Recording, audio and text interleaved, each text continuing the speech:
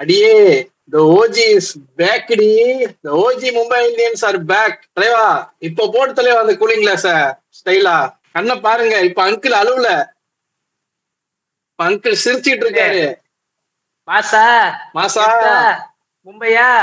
ஓஹோ, இதுதான் மிஸ்ஸிங். ஆக்சுவலா இந்த டீம்ல எல்லாமே இருக்கு, என்ன மிஸ்ஸிங் கேட்டு இருந்தாங்க. இதுதான் மிஸ்ஸிங்.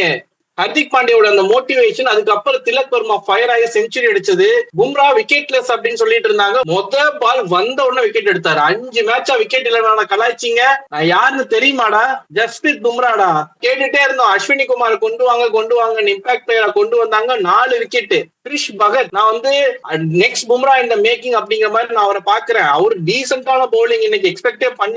மேட்ச் இப்படி போடுவாரு அப்படின்ட்டு. மிச்சல் சாண்ட்னர் வந்து ஓவர்ல 2 விக்கெட்டை கழட்டி கொடுத்தாரு. ஃபுட்பால் ஆடிட்டு போனாரு. இன்னொரு another நியூசிலாந்து பிளேயர். ஃபீல்டிங் அதே மாதிரி போன மேட்ச்ல ஃபீல்டிங்க பார்த்து நொந்துட்டோம். போன மேட்ச் மும்பை இந்தியன்ஸ் போன மேட்ச் பார்த்தவங்க பேட்டிங் பவுலிங் தான் சரியில்லைன்னா ஃபீல்டிங் என்னையா பண்றீங்க, கைக்கு வர கேட்ச விடுறீங்க, ஸ்லிப்ல ஒரு பால் போது அல்லாஹ் எங்கேயும் கவர்ஸ்ல பாத்துட்டு இருக்காரு. அப்படிதான் இருந்துச்சு மும்பை இந்தியன்ஸ். இன்னைக்கு நமன்தீர் அந்த ஒரு கேட்ச் எடுத்ததா இருக்கட்டும், சாண்ட்னர் எடுத்ததா இருக்கட்டும், ஹோல்சம் மேட்ச் அப்படிங்கிற மாதிரி இருந்துச்சு இன்னைக்கு ஃபார் மும்பை இந்தியன்ஸ்.